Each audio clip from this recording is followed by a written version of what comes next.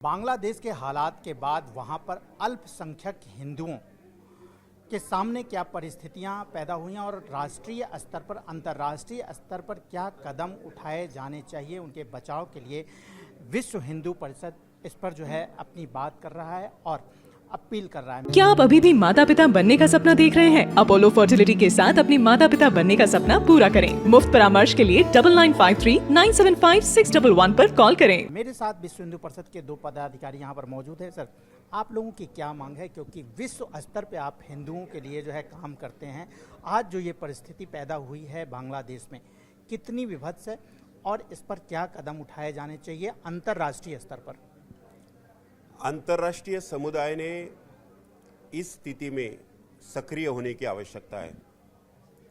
हम सब ने अनुभव किया है कि समय समय पर अन्य समुदाय के संदर्भ में अन्य अल्पसंख्यक समुदाय हिंदू छोड़कर जब कोई ऐसी घटना होती है तो यह जो तथाकथित मानवतावादी संगठन, मानवता का पुरस्कार करने वाले व्यक्ति यह सक्रिय होते हैं और चारों तरफ से इनकी सुरक्षा की दृष्टि से बात करते हैं।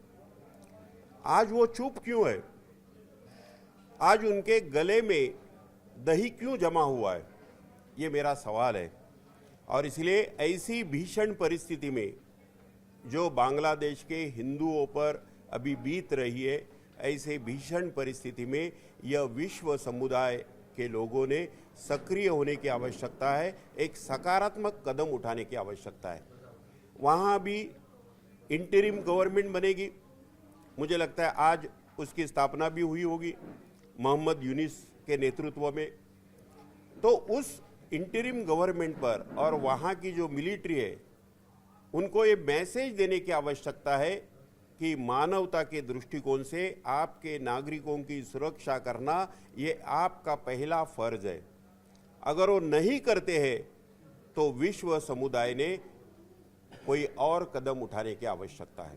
केंद्र सरकार ने सर्वदलीय बैठक बुलाई, क्या आपको लगता है उसके बाद कोई रिजल्ट निकला है? जो विपक्ष के लोग हैं, जो और सभी दलों के लोग थे, क्या इस विषय को लेकर कि बांग्लादेश में हिंदुओं का बचाव किया जाना चाहिए, उनके साथ जो अत्याचार हो रहे हैं उसके स्तर पर कदम उठाए जाए? क्या आपको लगता है कि विपक्ष इस पर इसको सक्रिय है? देखिए, विडंबना ये है चुनावी राजनीति की। जिस प्रकार से 2024 के लोकसभा के चुनाव के बाद उनकी सीटें कुछ बढ़ी तो उनके मंसूबे बढ़ गए। उनको लग रहा है एक अगर स्टेटमेंट, एक वक्तव्य दिया हिंदुओं के पक्ष में या हिंदुओं की सुरक्षा में तो उनके मुस्लिम वोट कम हो जाएंगे। ये दुर्भाग्य की बात है। हिंदू वहाँ पर तिल तिल मर रहा है। यहाँ के राजनीतिक पक्ष, यहाँ के मानवाधिकार के ठेकेदार, यहाँ के फेमिनिस्ट एक्टिविस्ट एक शब्द नहीं बोल रहे। महिलाओं के ऊपर अत्याचार हो रहा है, छोटे छोटे बच्चे बिलख रहे हैं, रो रहे हैं। जान माल की कोई सुरक्षा नहीं है। मंदिरों को तोड़ा जा रहा है। रविंद्रनाथ टैगोर की मूर्ति को छिन्न छिन्न कर देखा जा रहा है। हमने देखा टीवी पर, हमने देखा कि जिस प्रकार से इंदिरा गांधी कल्चरल सेंटर, जहाँ पे करीब 21,000 किताबों को जला दिया गया, लेकिन विपक्ष के मुंह में दही जमाए। विपक्ष के साथ साथ यहाँ के मानव अधिकार, ह्यूमन राइट एक्टिविस्ट के मुंह में दही जमाए। यहाँ पर जिस प्रकार से शेख हसीना जी के अंडरगारमेंट्स को भी लहराया, उसके बारे में भी एक स्टेटमेंट यहाँ के वुमेन्स राइट एक्टिविस्ट, फेमिनिस्टों ने एक स्टेटमेंट नहीं दिया। ये बहुत दुर्भाग्य की बात है। लेकिन विपक्ष सर ये कह रहा है कि ये स्थिति जो है भारत में भी पैदा हो सकती है। देखिए, भारत में इनके सपने कभी कामयाब नहीं होंगे। भारत एक हिंदू बहुल देश है। भारत का हिंदू, चाहे यूपी का हिंदू या केरल का हिंदू हो या अरुणाचल का हिंदू हो या गुजरात का हिंदू हो, हिंदू अपने आप में टॉलरेंट है, सहिष्णु है। वो कभी इस प्रकार के उपद्रव, कभी आज तक के मानवता के इतिहास में हिंदुओं ने इस प्रकार के निर्मम कृत्य कभी नहीं किए।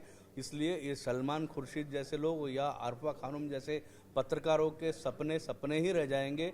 भारत सदैव शांतिप्रिय रहेगा। जो भी भारत के लॉ एंड ऑर्डर, भारत के संविधान को मानेगा, भारत में सुरक्षित रहेगा। अन्यथा सरकार कार्रवाई करेगी। जो यूपी में हो रहा है वैसा होगा। क्या आपको लगता है कि बांग्लादेश में स्थिति पैदा हुई है लेकिन भारत में भी इस मुद्दे पर राजनीति हो रही है? निश्चित रूप से ऐसी कोई स्टेटमेंट दे सकता है क्या? जो केंद्र शासन में मंत्री रहे, सलमान खुर्शीद, शासन की सारी सुविधाएं उन्होंने भोगी, आज वो इस प्रकार का स्टेटमेंट दे रहे जिसमें एक तरह से उकसाने का काम कर रहे हैं लोगों को कि भाई कुछ करो, बांग्लादेश से कुछ सीखो। लेकिन इस प्रेस कॉन्फ्रेंस के माध्यम से मैं उनको ये कहना चाहता हूँ कि भारत में विश्व हिंदू परिषद, राष्ट्रीय स्वयंसेवक संघ और इस प्रकार के तमाम राष्ट्रीय संगठन जब इस देश में काम कर रहे हैं और यहाँ का बहुसंख्य समाज जब हिंदू है, तो तब तक इस प्रकार की बातें नहीं होगी। क्या ये विश्व हिंदू परिषद की कड़ी चेतावनी है? निश्चित रूप से चेतावनी है। ये देश के विरोध में कुछ बात करेंगे तो देश की जनता उनको ठिकाने पर लगाएगी। आने वाले दिनों में इस प्रकार के वक्तव्य का देश का हिंदू समाज उनको उत्तर देगा। नाथ जी, एक मामला भी वक्फ बोर्ड का आज जो है संसद में पेश हुआ है। क्या आपको लगता है भारत में इसकी बहुत ज़रूरत है और विपक्ष भी इसमें जो है समर्थन नहीं दे रहा है सरकार की, केंद्र सरकार की? देखो, विपक्ष पहले से ही तुष्टीकरण की राजनीति करती आ रही है और इस तुष्टीकरण की राजनीति के अंतर्गत ही वक्फ बोर्ड को सशक्त किया गया है, ताकतवर किया गया है। अनर्गल जमीन आवंटित किए गए, उनको ऐसी बड़ी बड़ी लैंडमार्क इमारतें दे दी गई हैं और कई लाख एकड़ जमीन उनके पास है आज। और सबसे बड़ा भद्दा मजाक तो ये है कि मैंने अभी अपने वक्तव्य में कहा कि जिस प्रकार से हमारे इस मुंबई में मुकेश अंबानी साहब के बंगले को भी वक्फ बोर्ड ने क्लेम किया, दक्षिण भारत में गांव के गांव क्लेम कर रहा है और उत्तर भारत में भी हमने देखा करीब करीब 160 प्रॉपर्टियों को विश्व हिंदू परिषद के मैने से छुड़ा करके हमने वापस लेके आए। तो ये जो भद्दा मजाक चल रहा है कि कुछ भी क्लेम करेगा और वो ट्राइब्यूनल के अंतर्गत उसके बारे में सुनवाई नहीं होगी, एक हद से ज़्यादा मजाक तो तब हो गया दक्षिण भारत में एक व्यक्ति अपना मकान बेचने गया, तब उसको वक्फ बोर्ड से एनओसी लाने को कहा गया। तो ये जो मजाक चल रहा है इसको पूरी तरह से रोकना चाहिए, वक्फ बोर्ड को पूर्ण रूप से स्क्रैप करना चाहिए, हम मानते हैं। विपक्ष क्यों नहीं साथ दे रहा है? विपक्ष को इसलिए नहीं साथ दे रहा है क्योंकि विपक्ष मुसलमानों को वोटों के लिए कुछ भी करेगा। 100% पोलराइज करना चाहता है विपक्ष मुसलमानों के वोटों को और हिंदुओं के वोटों को बांटना चाहता है। जाति के नाम पर जिसकी जितनी संख्या भारी उतनी उसकी हिस्सेदारी बोल करके जातियों को बांटने के लिए वो किसी पे सभी हथकंडे अपना रहा है, वो हमने देखा, और मुसलमानों को एक कर रहा है। इसलिए ये उनके राजनीति को सूट करता है। सत्ता में आने के लिए उनके पास एकमात्र जरिया बचा है कि हिंदुओं को तोड़ो और मुसलमानों को एक करो। इसलिए ये वो मुसलमानों को और वक्फ बोर्ड को ताकतवर बनाने का और प्रयास कर रहे हैं। सर, एक अंतिम सवाल कि बांग्लादेश को लेकर के विश्व हिंदू परिषद ने केंद्र सरकार से किस तरह की अपील की है और क्या कोई आश्वासन दिया गया है अभी तक? ऐसा है, जब अंतर्राष्ट्रीय बातें आती है तो अपील और आश्वासन ये राजनीतिक दृष्टि से और अंतर्राष्ट्रीय कूटनीति की दृष्टि से सब बातें बाहर नहीं आती। लेकिन आपके माध्यम से मैं केंद्र शासन को ये अपील करना चाहता हूँ और वो कर भी रही है कि हिंदुओं की सुरक्षा के लिए प्राथमिकता देनी चाहिए, वो किसी भी देश में हो। और इसके पहले भी केंद्र शासन ने ये किया है। जब गल्फ कंट्रीज़ में इस प्रकार का संकट खड़ा हुआ तो केंद्र शासन ने पहल करके उनको यहाँ पर सुरक्षित लाने की कोशिश की और प्रयास सफल भी रहा। वैसे ही मुझे पूरा विश्वास है विश्व हिंदू परिषद के केंद्रीय स्तर पर यह सरकार को अपील की गई है।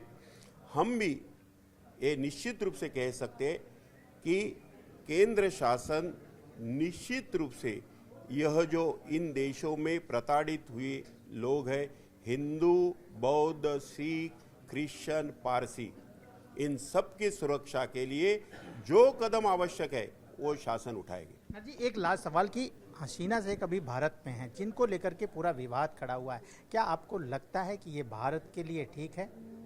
देखिए, भारत की कूटनीति डिप्लोमेसी के अंतर्गत भारत के फॉरेन अफेयर्स के जितने जानकार हैं और इस विषय के जो निपुण हैं, उन्होंने जो सोचा होगा वह सही सोचा होगा। इससे पहले भी दलाई लामा साहब आए भारत में और हमने उनको सुरक्षा प्रदान की। बांग्लादेश हमारा मित्र देश था, मुजीबुर रहमान उनके पिताजी को तब तत्कालीन सरकार ने सपोर्ट किया था। बांग्लादेश के फॉर्मेशन में भी भारत ने काफ़ी एक अच्छी सकारात्मक भूमिका निभाई थी, तो उसके अंतर्गत उनको लिया। तो सरकार ने सोचा होगा और सरकार के फॉरेन अफेयर्स एक्सपर्ट ने इस बारे में पूरी तरह से जानकारी से संज्ञान लिया होगा, तब जाकर के उनको यहाँ पे शरण दी होगी। हम इसका स्वागत करते हैं। तो ये थे विश्व हिंदू परिषद के वो पदाधिकारी जिन्होंने बांग्लादेश में जो हिंदुओं पर अत्याचार हो रहा है उसको लेकर के जो जो उनकी मांगें हैं वो बातें रखी हैं, और उनका यही कहना है कि अंतर्राष्ट्रीय स्तर पे उन हिंदुओं की मदद होनी चाहिए जो बांग्लादेश में अल्पसंख्यक हैं। कैमरामैन कृष्णा कापरे के साथ Rajesh Tripathi, ABP news, Mumbai. For exclusive and insightful videos, subscribe to our new channel ABP Live Premium.